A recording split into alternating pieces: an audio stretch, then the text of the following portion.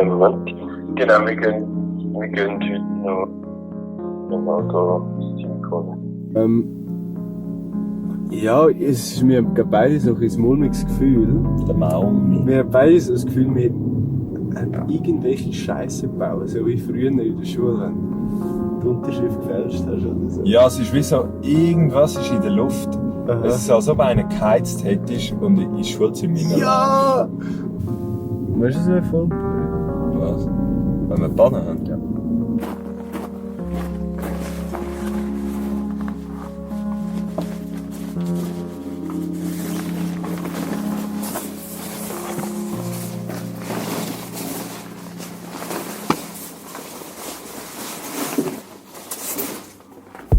«35 Jahre alt.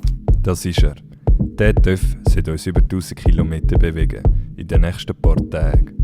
Von Zürich auf Bonn und von Bonn wieder zurück auf Zürich. Durchschnittstemperatur 5 bis minus 5 Grad. Ja, da ist die 7 Sachen. Es ist 5:30 am Morgen. Und wir gehen los. Das hat unsere Mutter dazu gemeint.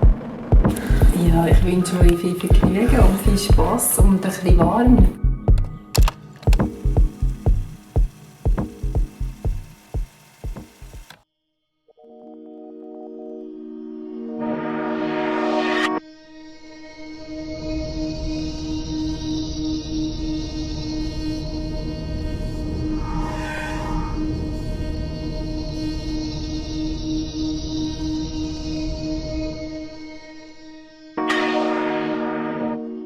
Idealist. Schön, schnell, famous, Geld, Luxus, Wohlstand, Image, groß, Lifestyle, News, Hipster, Konsum, Scheiße, Matrix.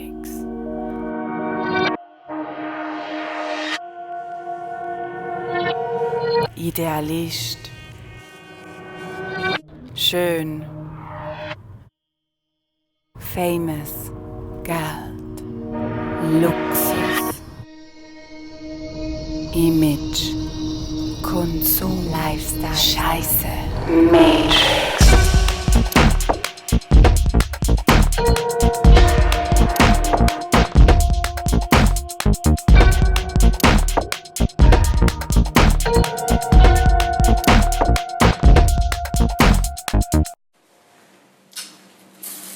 Any message?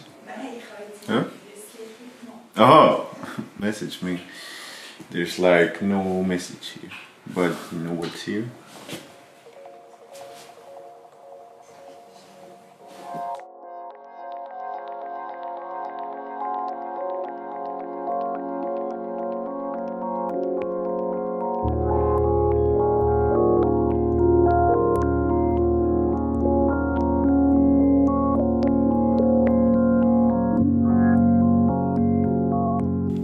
Hoi, Hoi, wer sind Sie? der Leander. Von wo kommen Sie? Von Amerika und von Zürich gehe ich immer posten. Also Sie wohnen in Amerika und Sie gehen nach Zürich posten? Ja, Und was arbeiten Sie? auf dem Büro und auf der Baustelle und ich tue Schreiner und Lampen machen und von der Segelsiffre einen Kasten machen. Alright. Jo. Gut, also wir sind gerade in der Besprechung von, wir wollen etwas aus der Freude kreieren. Genau. Und dass all die technischen Hilfsmittel vorhanden sind und dass alles, was darauf ankommt, ist eigentlich, dass man es macht, dass man eine Geschichte erzählt, oder? Was meinst du? Ich bin voll dabei. Ich finde, wir haben keine Ausrede, um es nicht zu machen. Weil wir haben Mittel, wir haben Freude am Leben und wir haben, ich glaube, wir haben auch etwas zu erzählen. Was ist die Frage? Die Frage ist, was willst du kreieren? Gute Frage. Ich habe die letzten paar Jahre viel kreiert, wo eigentlich so meine Existenz gesichert hat, im Sinne von Kundenaufträgen, Dienstleistungen anbieten, einen Mehrwert bieten und auch direkt etwas verlangen. Das Ganze ist jetzt so ein bisschen ein Shift von realisieren, dass die Zeit zwar unendlich ist, unsere Egos aber endlich sind. Und ja, die Frage ist, was mache ich in dieser Zeit mit meinem endlichen Dasein?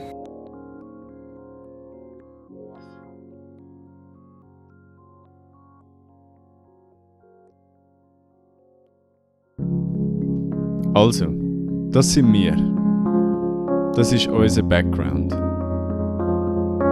Wir haben all die Minimalisten gesehen in Amerika, die Alternativen, wo sie leben, und haben uns gefragt, gibt es das auch in der Schweiz? Und so hat unsere Reise angefangen.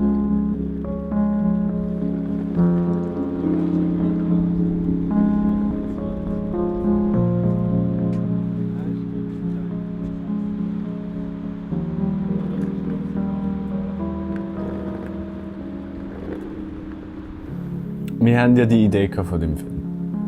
Und dann haben wir langsam so angefangen zu reden, was wir machen wollen. Und irgendwann haben wir gefunden, hey, weißt du was, machen wir doch ein Inserat auf Ronab.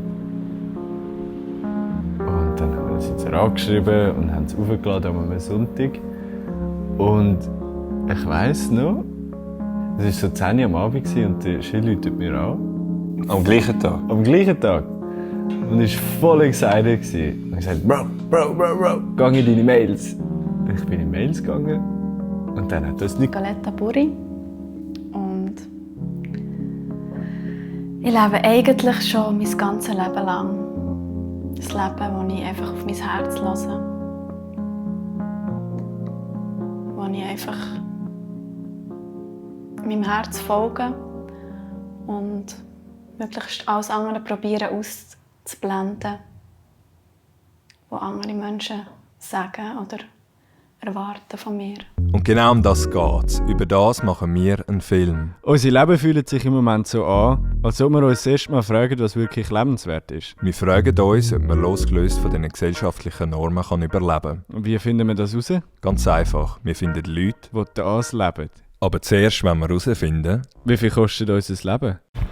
Wie viel brauchen wir wirklich? Wir finden es raus. Wir fragen random Leute auf der Straße, wie viel sie wirklich brauchen, wie viel sie verdienen und was sie schon haben und was sie das Gefühl haben, was sie streichen. Das andere wissen, wie viel man braucht. Mit Miete, allem drum und dran. Mindestens. Ich arbeite als Revisorin im Treuhand.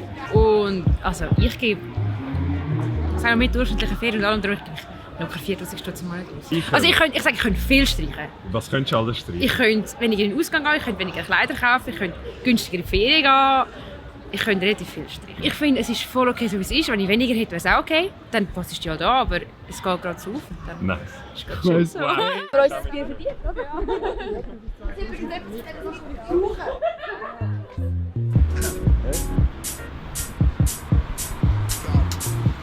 200. Und wenn etwas könntest streichen, was würdest du streichen, was nicht braucht? Kleider. Ich kaufe mir viel zu viele Kleider. Wenn ich genug das Gefühl hast, jetzt kann ich was von dem das abdiskontierte Ableben bis um mein Lebensende. Kommt auf deinen Lebensstandard drauf an. Ich meine, wenn ich als Student weiter leben würde, genau mit dem gleichen Lebensstandard, den ich als Student hatte, dann kommst du natürlich mit einem 3'000–4'000 locker durch. Warum machen wir das nicht? Warum ja, mit dem Lebensstandard von einem Studenten kannst du logischerweise keine Familie ernähren. Nicht? Nein. Was denkst du, was braucht es, um eine Familie zu ernähren? Jemanden zusammen.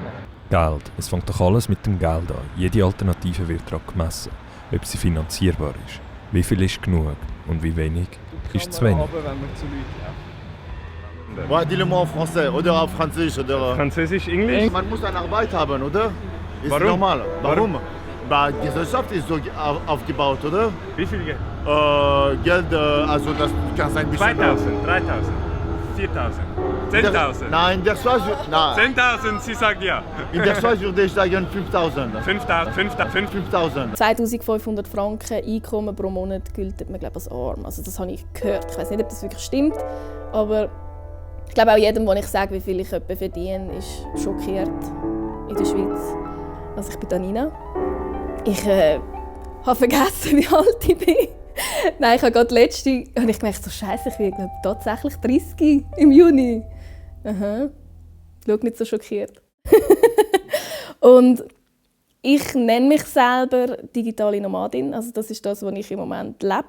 Sprich, ich brauche nur meinen Laptop zum Arbeiten und bin völlig ortsunabhängig unterwegs. Also ich bin selbstständig. Viele würden es vielleicht Homeoffice einfach nennen, weil ich vor allem daheim hocke.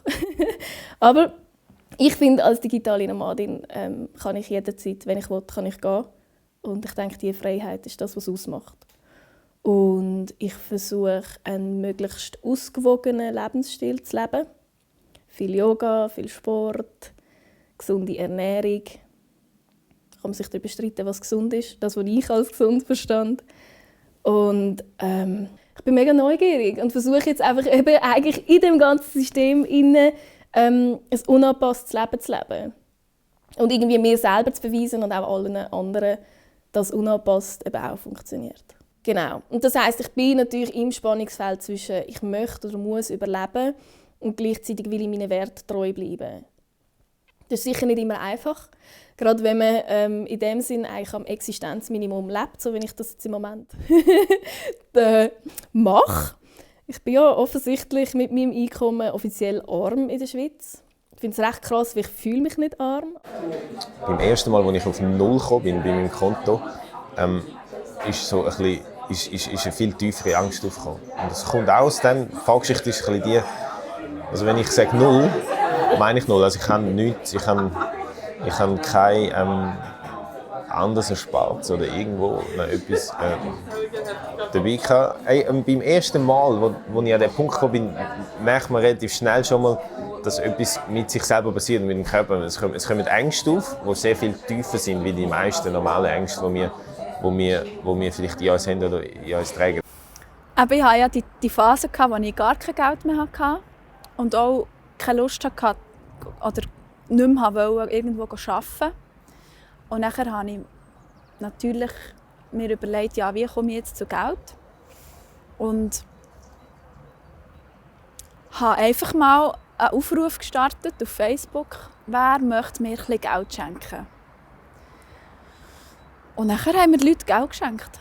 Einfach so. Klar verzichte ich auf finanzielle Sicherheit. Dafür habe ich aber die Sicherheit, dass ich mein Leben so lebe, wie ich es will. Ich meine, was bringt es, wenn man jeden Tag arbeiten und richtig viel Geld hat, aber man ist immer am Arbeiten, oder? Und dann stirbst du. Also ich rede immer vom Tod, ich will das nicht so negativ sein, aber es ist wirklich so. Und nachher stirbst du und dann hast du ein schönes Leben gehabt, jeden Tag am Arbeiten gewesen. Dann hast du zwar deine Klamotten leisten oder weiss nicht was, aber das wär's. Und ich kann lieber, dass ich einfach mein Ding mache, das ich cool finde. Und dafür habe ich weniger Geld. Ich habe auch Geld. Es ist nicht, dass ich pleite bin. Ich kann auch meine Haare schneiden und so. Ich habe auch mega... Nein, es ist mir einfach wichtiger, happy zu sein. So zu leben, wie es Spass macht. Mit dem meine ich nicht Party, Drogen, weiss nicht was, sondern mit dem meine ich einfach die Sachen vom Leben zu schätzen, Natur. Zeit haben für Menschen, die einem wichtig sind. Das ist so wichtig. Wie wir gesehen haben, brauchen die Leute auf der Straße etwa 4'000 bis 5'000 Stutz im Monat. Danina kommt mit 2'500 Franken aus. Nicoletta findet ihre eigenen kreativen Weg zum Geld zu verdienen. Der Andi hat gar kein Geld mehr gehabt und hat gemerkt, dass das auch nicht funktioniert. Die Marei hat lieber Zeit für das, was ihr wichtig ist, statt zu arbeiten für materiellen Überfluss. Ich brauche im Moment etwa 5'000 Franken im Monat. Für die Wohnung, das Auto, für meinen Lifestyle. Ich bin zwar noch in der Lehre, aber am Ende des Monats habe ich kein Geld mehr. Es geht alles drauf für Ausgang, Konsum und Alkohol. Und ich frage mich halt einfach, was machen die Leute anders als wir? Sind wir zu materialistisch? Nein, ich finde nicht, dass wir zu materialistisch sind, sondern wir sind zu wenig materialistisch. Wir denken immer, das kann man fortschießen, ich kann ein neues haben, ist ja easy, hat nur 2 Stutz gekostet. Dabei finde ich, oder Materialismus bedeutet, dass man einen tieferen Bezug hat zum Material. Die Sachen, die wir haben, dass wir die wertschätzen, dass wir parat sind, sie zu pflegen, sie zu waschen, sie zu putzen, keine Ahnung, sie mal zu flicken, was auch immer. Genau, anstatt dass wir es einfach nach einmal brauchen, wieder austauschen. Also, ich bin Zipora Und wir sind hier in Luzern, wo ich auch wohne. Ich habe dieses Jahr ein etwas außergewöhnliches Projekt gewagt. Oder ja, wage es immer noch. Ich wage es eigentlich jeden Tag, weil es heisst One. Und es bedeutet, dass ich jeden Tag das gleiche Kleid anlege. Ihr seht es hier drunter. Das Projekt heisst One, weil es eben ein Kleid ist. Und auch, weil ich jeden Tag ein Foto mache von diesem Kleid, das dann je nachdem auch halt anders kombiniert ist. Wir besitzen so viele Sachen, wir können jeden Tag so viele Entscheidungen treffen. Und ich habe nicht das Gefühl, dass es das ist, was uns Menschen glücklich macht. Wegen dem und auch, weil ich um die Missstände der Textilbranche weiss, dann entschieden, das Projekt zu wagen. Aber dass wir wie eine tiefere Verbindung bekommen zum Material. Und wenn du etwas hast, das gut ist, das qualitativ hochwertig ist, das dir auch lange dienen kann, dann brauchst du ja auch nur das. Und dann brauchst du nicht einen Haufen andere. Darum habe ich gerne etwas, das ich sehe, also so Materialistik, wo ich dann sage, das gefällt mir und das lege ich auch an, bis ich es nicht mehr anlegen kann. Denkst du, es hat genug für alle? Ja, es hat mehr als genug für alle. Und das ist einfach, weil man denkt, es hat nicht genug, vielleicht, dass man dann immer mehr will. Dass man dann sagt, ich brauche noch das und das, weil vielleicht hat es das nicht mehr. Oder ich brauche das, um irgendwie aufstocken oder weiss nicht was. Und irgendwie das Gefühl habe ich, meine, du kannst so viel Geld anschaffen, wie du willst. Ich meine, dann laufst du vielleicht auf die Straße und hast einen Herzinfarkt. Was machst du dann mit, oder was hat dann das ganze Geld genützt? Oder was hat es dann genützt, einen vollen Kühlschrank zu haben und dann verrottet alles im Kühlschrank? Und ich kann mich nicht erinnern, dass der Ritter gesagt hat, hör mal, Bibi, ich habe eine schicke Wohnung und ein Auto für dich.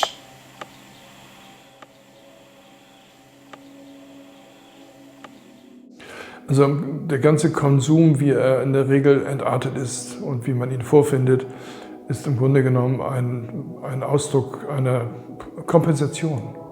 Also wir versuchen auszugleichen, kompensieren durch Kommerz. Und das funktioniert nicht wirklich. Ich habe das selber am eigenen Leibe erlebt, dass ich mir durch das Beschaffen von Glücksmomenten, ja, was aber nicht echte Freude ist. Ich unterscheide zwischen Spaß und Freude und auch diese Glücksmomente, die ich auch unterscheide zwischen den Momenten der absoluten Freude, die für mich Liebe in Aktion sind. Da sind diese Stimulantien von außen dann immer stärker.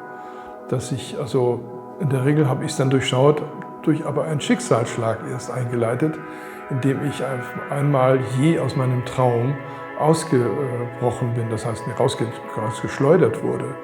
Ich habe von heute auf morgen alles verloren, was mir wichtig war und saß sozusagen, oder quasi, oder faktisch sogar, im wahrsten Sinne des Wortes, auf der Straße und konnte damit überhaupt erkennen, dass das eigentlich nur eine Kompensation war.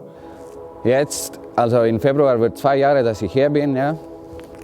Und wir haben hier eine Wohnung und so und weiß sonst nicht, wenn ich was vom Reisen oder habe ich auch zwischendurch irgendwo gearbeitet, ja, zum Beispiel hier ein paar Monate oder so und dann nächster Ort. Aber jetzt, habe ich gemerkt, so die letzten Monate oder ein paar Monate so, dass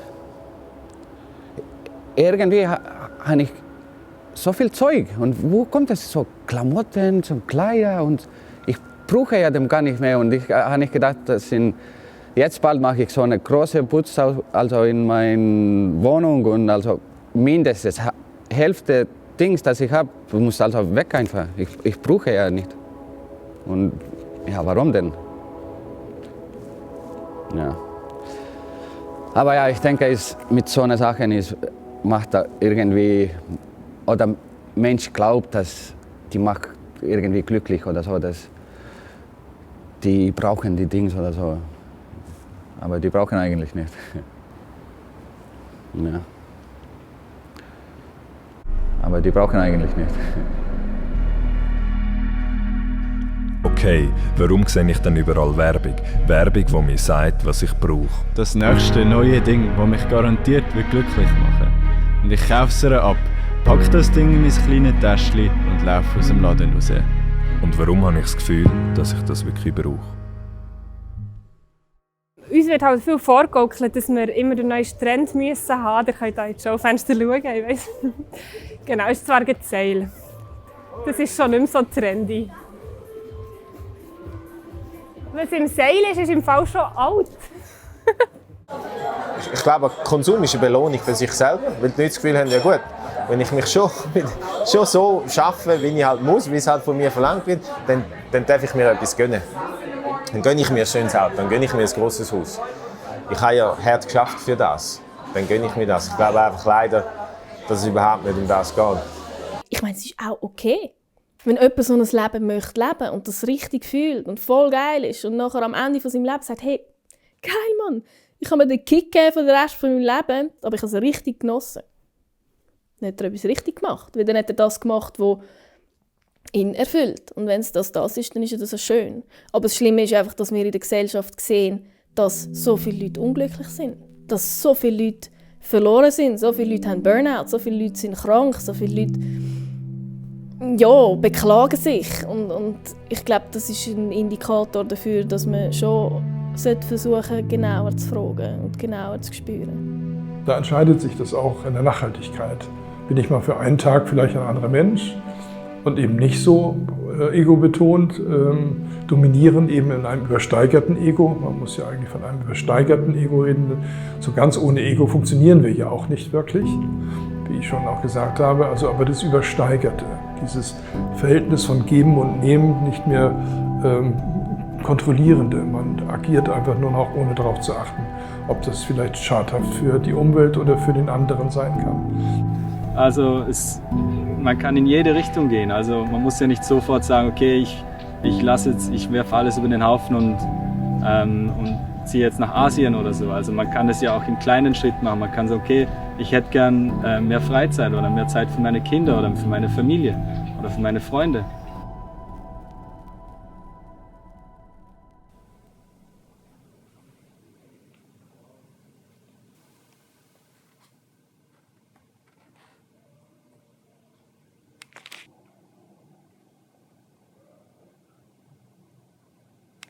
Ich bin der Kevin, ich bin 35 und habe mich vor 2 Jahren aus Lebensumständen und so, Reduktionsgedanken entschieden, in den Zirkuswagen zu ziehen, den ich jetzt eigentlich in den letzten 2 Jahren umgebaut habe.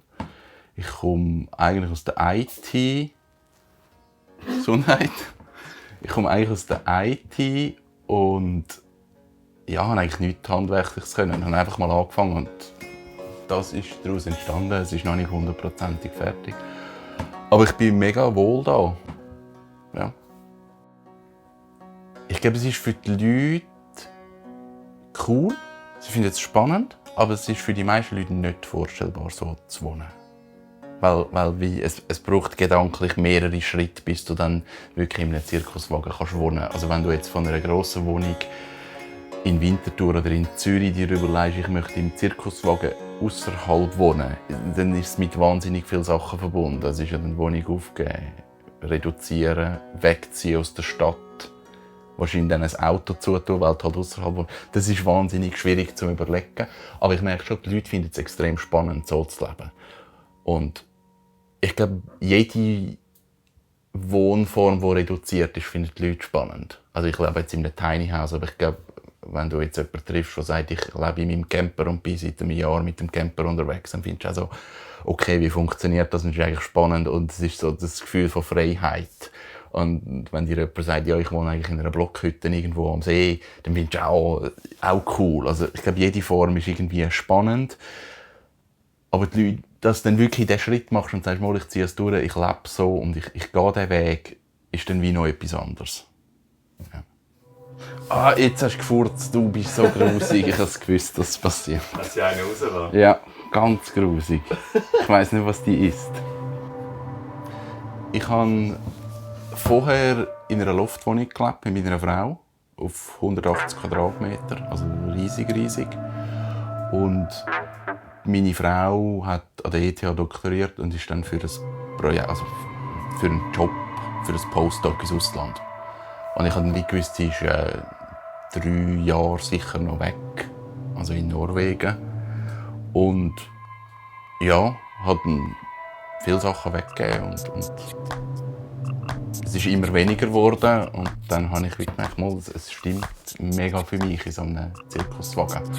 Also ich habe im Prozess wirklich überlegt, wie weit runter kann ich reduzieren, könnte ich in meinem alten VW-Bus leben. Also ich habe noch so einen 30-jährigen VW-Bus, so einen Westfalia. Gut.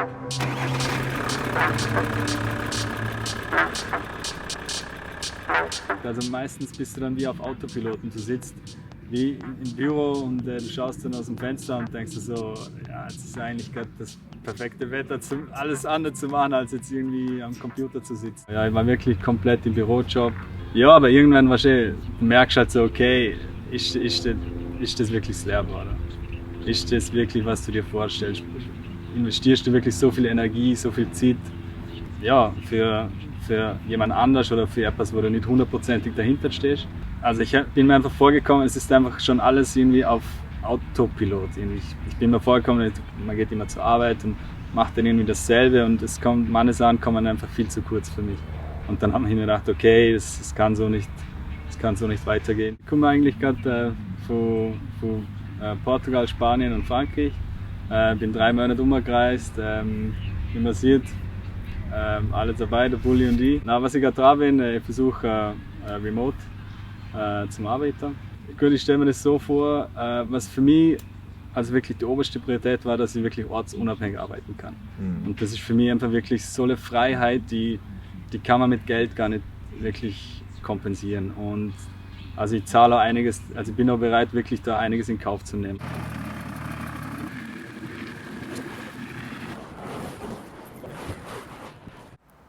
Ich habe mich wie gefragt, was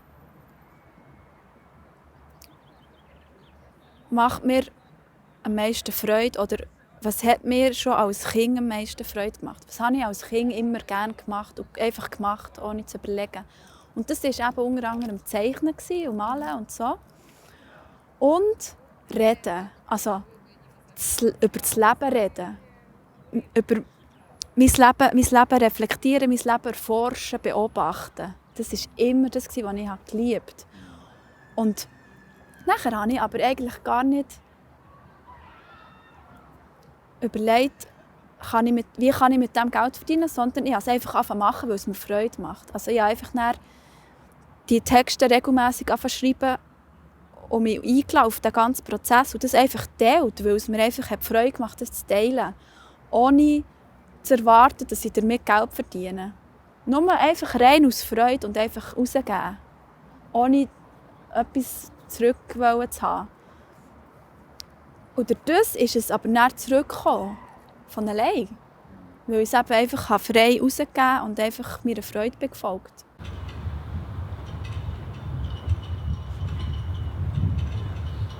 Merkst du, wie kalt es ist?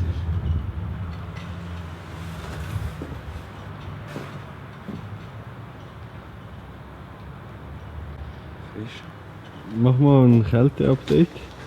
Kälte-Update in Neuwied. Also gestern haben wir bei 5 Grad echt gefroren, jetzt haben wir 0 Grad. Und es geht weiter, ne? Das Leben.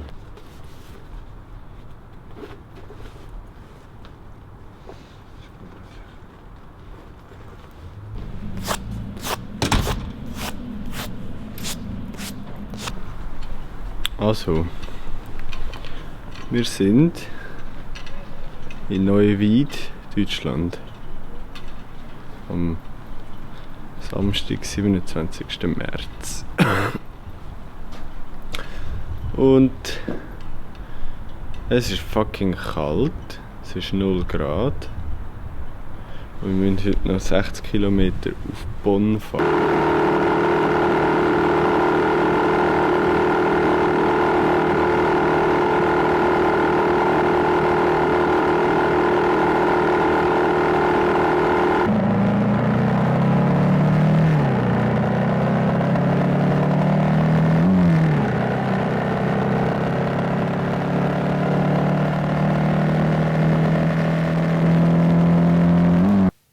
Ja, ich bin Julia und lebe hier in Zürich und habe 2 erwachsene Söhne. Ja. Und verdiene mein Geld selbstständig. Ja. Mit CAD, 3D-Drucken und Webdesign. Und ja. Da sind wir. Ja, das ist so entstanden, dass ich mit meinem Sohn oder mit meinen Söhnen in einem 5-Zimmerhaus gelebt habe und die sind nach ausgezogen. Und wo so der letzte am Gehen war, habe ich gedacht, ich brauche wie eine Veränderung.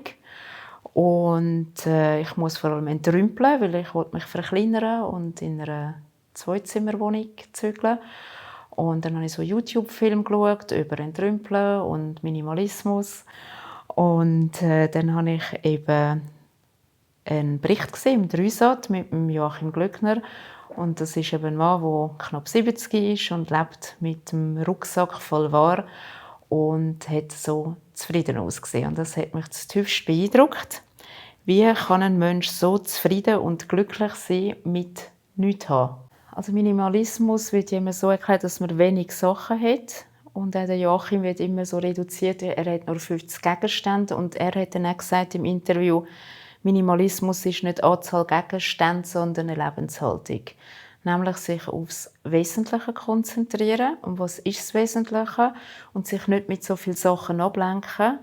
Und wenn man diese Ablenkung nicht lebt, dann hat man eben Raum, um alles zu leben. Oder leben, was einem Freude macht. Und mir geht es auch nicht darum, ob ich viel oder wenig habe. Ich habe einfach gemerkt, ich persönlich habe Mühe, das Ganze zu verwalten und aufzuräumen und zu putzen und zu ordnen.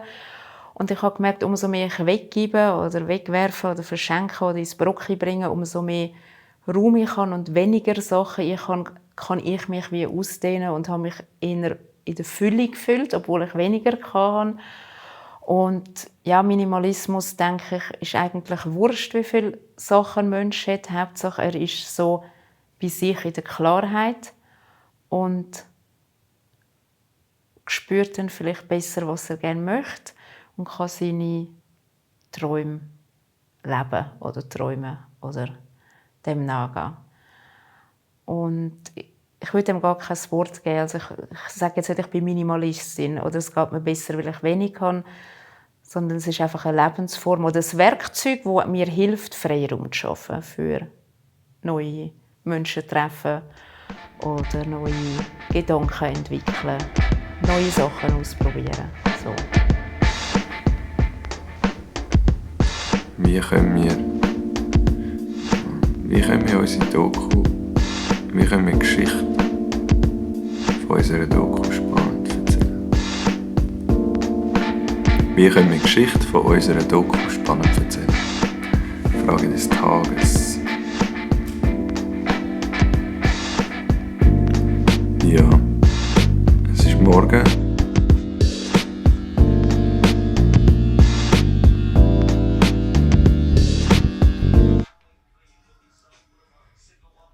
Morgen. Guten Morgen.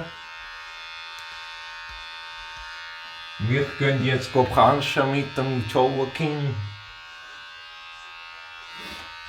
in Bonn. Treffen wir uns so um 10 rum. Ja. Gutes Ankommen. Was hat denn euer Motorrad? Bro, das ist ein kalkulatorischer Fehler. Missstand. Wobei, kannst du mir noch sagen, du irgendwo herstellen? Dort auf der Stein. Wieso sind wir irgendwo in Deutschland und nicht in Zürich, wo unser Leben läuft?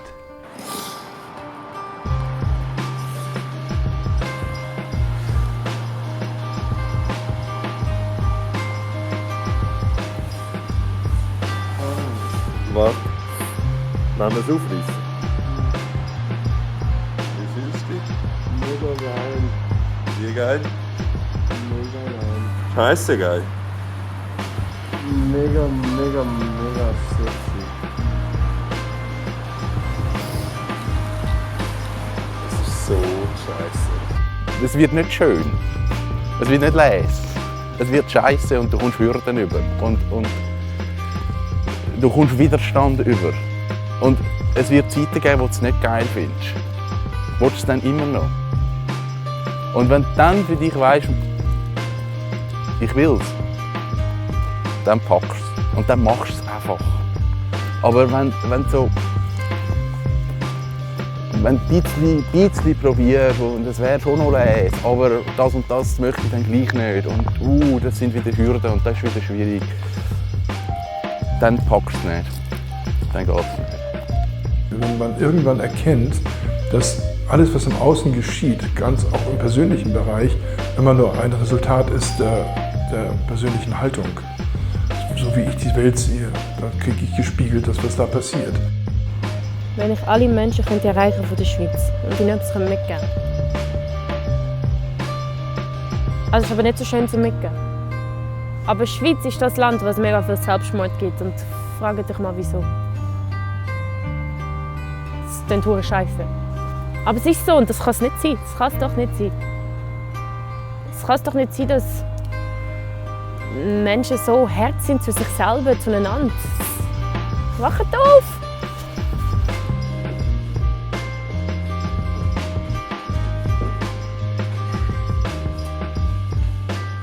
Nein! Nein! Nein! Scheiße! Fuck! Fuck! Shit! Krypto-Cock!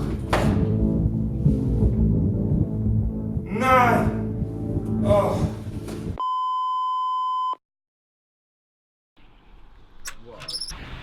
Fahren, steigen wir vor. Das ist ne? Du möchtest nicht. Sind wir vorne? Leander, wo gehen wir hin? Ja.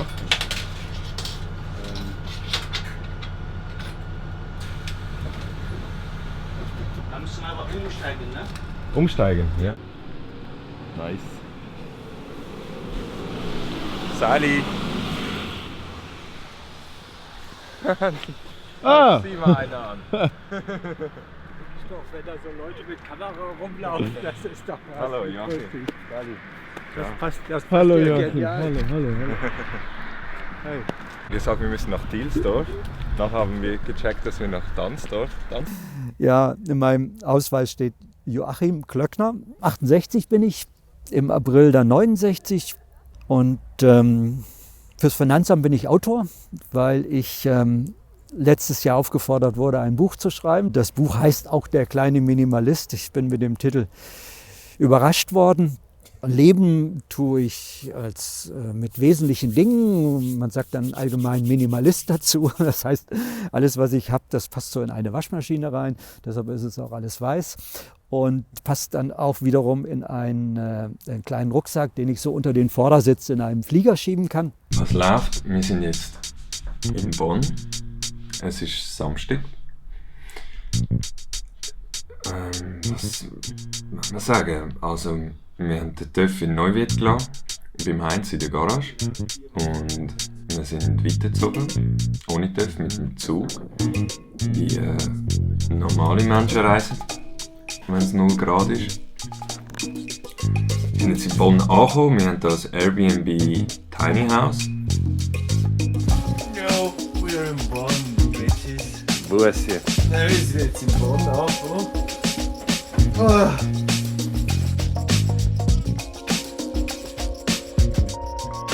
Gut geht's, ja. Ja, ihr habt mich ja eingeladen, als Minimalist hier zu sprechen.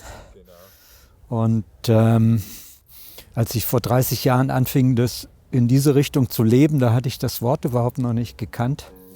Minimalismus, ja, also klar kannte ich das, aber seit 3 Jahren gibt es so einen Moment, wo ich mich zuordne als Minimalist. Wobei ich dazu sagen muss, die Ismen, also wo hinten Muss dran steht, das mag ich überhaupt nicht. Das macht einfach letztlich eng und dann fangen sie an, die Menschen so zu wettbewerben, was ist denn jetzt das Bessere?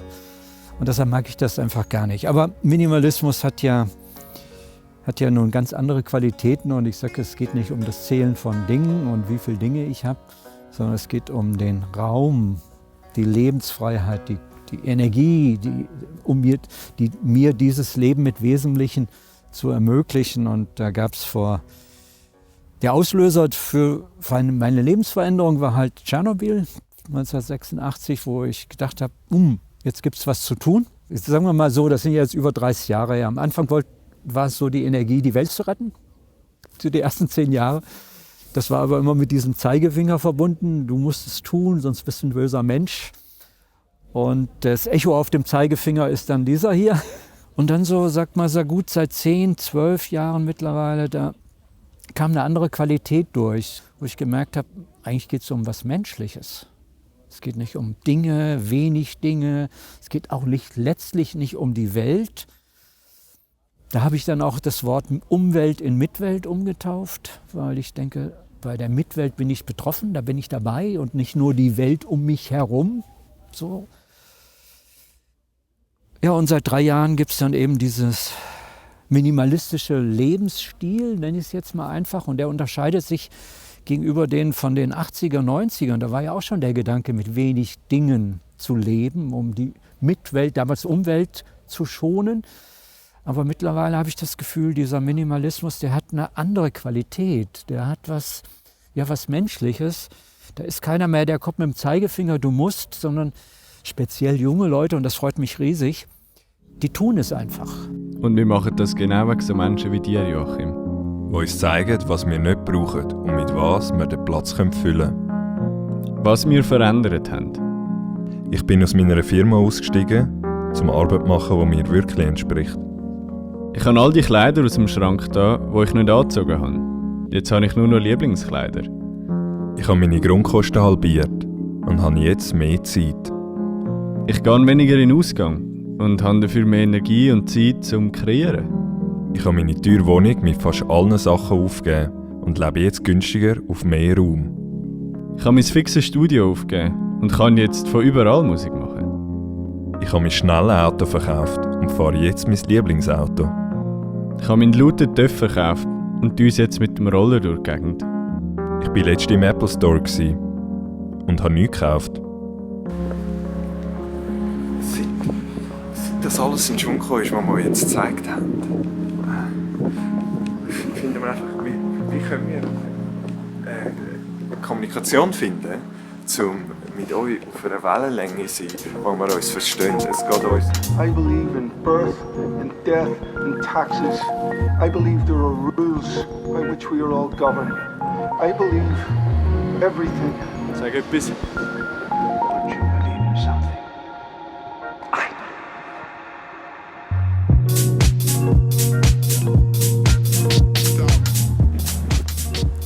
Also wir fahren jetzt zurück von Bonn auf Neuwied und es wird heute gestreikt.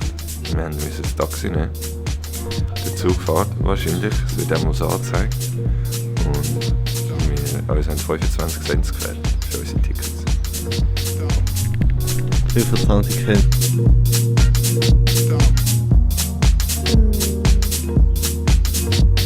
Ja, ich glaube, es gibt sicher Leute, die mega happy sind in diesem normalen System, wo man eben einfach arbeiten geht, von morgen um 9 Uhr bis um 5 Uhr oder so jeden Tag. Und dann hat man Samstag, Sonntag frei und so.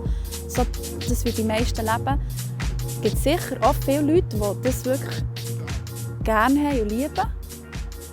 Und die müssen ja auch nichts ändern. Ich meine, wenn du ja zufrieden bist mit deinem Leben und wirklich glücklich bist, musst du ja auch nichts ändern. Das ist doch das Schönste, wenn du einfach glücklich bist. Und für die, die in sich eigentlich das spüren, dass noch etwas fehlt oder dass eben das innere Glück nicht da ist, wo es immer so wieder die Sehnsucht oder manchmal so das Unglücklichsein oder das Denken, ist das wirklich und so. Für die ist es auf jeden Fall wichtig, dass sie sich mal Gedanken darüber machen, etwas zu ändern. Weil schlussendlich ändert sich nur etwas, wenn du auch wirklich etwas dafür machst. Du musst schon auch aktiv werden. Du kannst nicht einfach daheim auf dem Sofa hängen und denken, morgen ist alles anders. Nein, also man muss es ja schon wollen finden und auch wollen sehen, weil manchmal ist das Skript vor dir und du bist irgendwie, weißt, so in dem, das funktioniert nicht und das ist doof und so, dass du gar nicht sagst, ey, schau, ich bin hier, weißt, du kannst es auch umdrehen oder du kannst es auch, wie du sagst, etwas Gutes finden in dem, aber es liegt einfach daran, dass man es muss sehen und muss wahrnehmen und auch in die Richtung gehen. anstatt einfach da zu bleiben und zu sagen, es ist nicht gut. Also die Gesellschaft wird auf jeden Fall das nicht mehr lange ertragen können. Eine Gesellschaft, die ausschließlich nur aus Egoisten und Egomanen bestehen, kann nicht funktionieren. Ja, wenn du hast die Geld und du hast die Zeit und ja, dann bekommst du vielleicht auf den Punkt, wenn du wirklich glaubst, dass ja, das macht dich glücklich, wenn du jetzt zum Beispiel diese, keine Ahnung, Kerzen kaufst oder diese Vase oder was weiß ich kaufst, das ist schön und passt und macht dir glücklich irgendwie. Aber letztendlich, irgendwann weißt du, das ist nicht so. Und irgendwann hört der Traum auf. Irgendwann passiert etwas und jeder wird irgendwann die Augen öffnen. Ich glaube, jeder Mensch hat irgendwann so einen Moment, wo er denkt, was mache ich da? Wieso mache ich das? Ich meine, es hat einen Grund, warum wir auf der Welt sind, denke ich. Wir sind nicht einfach so da, plupp. Ganz viele Menschen machen Scheiß, machen Geld. Das kann es nicht sein. Ein Gedanke, den ich mir in letzter Zeit auch mega oft mache, ist, dass es noch recht gesund ist, wenn man alles in Relation zum Tod setzt. Das hat irgendwie so angefangen. Das ist noch hilfreich, finde ich. Weil es in dem Sinn ein klarerer Blick auf alle Sachen gewährleistet. Und zum Beispiel eben auch im Moment von Unsicherheit ist das vielleicht auch etwas, das einem wie so ein bisschen wieder mal oben abholen und findet so, hey, komm, chill, es gibt Schlimmeres als das. Und jetzt bist du da und jetzt hast du es in der Hand, was du damit machst. Und nur jetzt und nicht irgendwie später.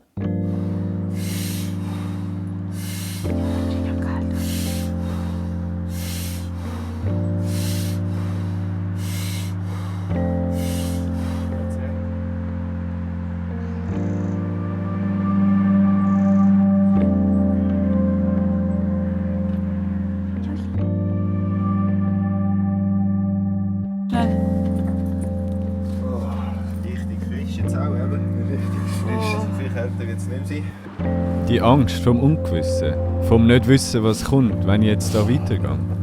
Ich glaube, dem Gefühl kommst du ziemlich nahe, wenn du bei 5 Grad in eiskaltes Wasser springst. Weil du hast keine Ahnung, was dich erwartet. Boah! Shit, komm wieder!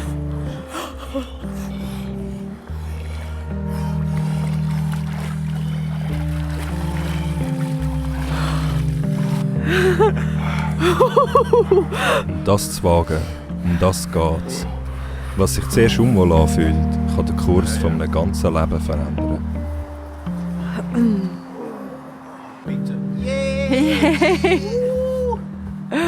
We did it! Wie gesagt, ich bin im Moment noch unten, aber ich habe enorm viel gelernt und enorm viel Freude aus dem Grund, dass ich weiss, dass ich mit nichts habe, zum Beispiel, dass nichts haben mich nicht definiert, ob ich glücklich bin oder nicht. Klar, wenn ich jetzt mein Konto denke ich, ja, weit wird es nicht lang, oder was heisst, weit wird es nicht lang, ich habe noch etwas vor, zum Zurückzählen etc. Aber zum jetzt, den Moment, wo ich da hocke mit euch, definiert sich meine Happiness nicht. Zero. Wieso? Aber ich merke persönlich mega, dass je mehr ich reduziere, desto mehr Möglichkeiten stehen mir eigentlich offen, weil ich kann meine Zeit, oder ich habe mehr Zeit, ja. Ich drehe mich nicht mehr mit meinen Gedanken darum, was ich konsumieren, wie verdiene ich genug, wie und wie und wie. Und ich probiere nicht das Rad am Laufen zu halten, sondern ich habe Zeit für das investieren, was ich gerne mache. Genau darum geht es da drin. Und dann ist es egal, was wir tun. Und auch egal, also Minimalismus muss da nicht sein, sondern dann ist es letztlich darum, wie gehe ich mit mir selbst um? Wie gehe ich mit den anderen um und wie gehe ich mit der Welt um?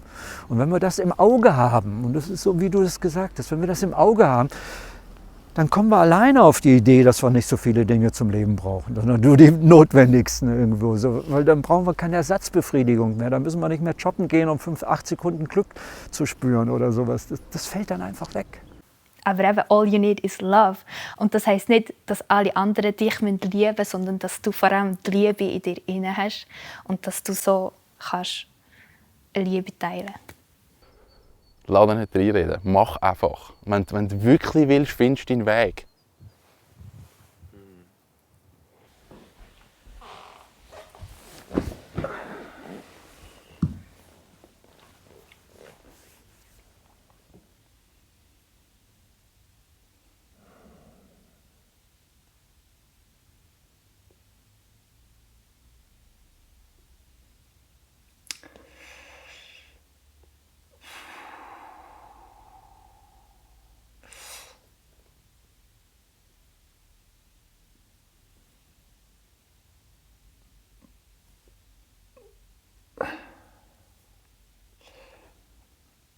Es tut uns leid. Wir haben es nicht geschafft.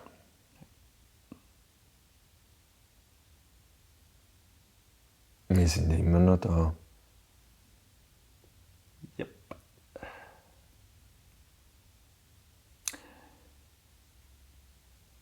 Ja,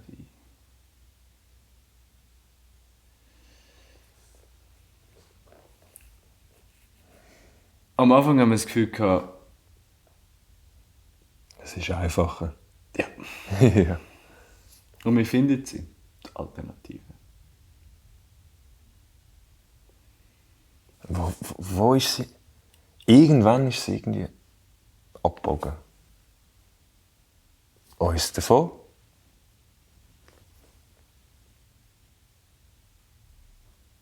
Wo? Ich glaube, in dem Moment, wo wir das Gefühl hatten, es gibt sie. Ja. Nein, es gibt sie nicht. Es gibt sie nicht. Also, es gibt sie schon. Für den Schill. Für dich gibt es, glaube ich, auch eine. Genau. Und ich glaube, für dich gibt es auch eine.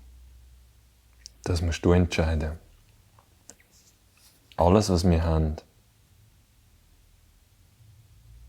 ist der Film, die Interviews, die Ansichten. Aber was du damit machst, ist dir überlassen. Schießt mich schon ein bisschen an. Gell? Es ist einfach kein How to live. Live it! aber wisst ihr was? Das gibt es ja nicht. Ich meine... Es ist kein How-to-Guide. Kennst du das, wenn du bist irgendwo im Internet Mhm. und nachher ist jetzt so ein Video. This video will tell you how you can grow your muscles with doing nothing. In 10 days. In 10 days. Und dann schaust du das Video und es geht eine Stunde und nach dieser Stunde bist du so, hä? Okay. Und es tut uns echt leid, falls wir irgendwie falsche Erwartungen geweckt haben. Aber Ich glaube, Zeit zum Aufstehen und rauslaufen. Ja. Es ist Zeit zum Aufstehen und rauslaufen.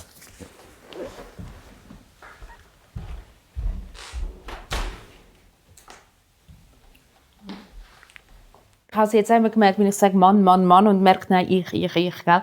Das habe ich auch noch so drauf. Oft, dass ich sage Mann, sollte oder so, meh. Und das sind so Sprachmuster, die ich fast nicht mehr rausbringe. Und das bin ich sehr abgewöhnt, weil das ist Blödsinn, Mann, oder? Ich will, oder? Ja, immer. Ja, wer ist denn der Meh?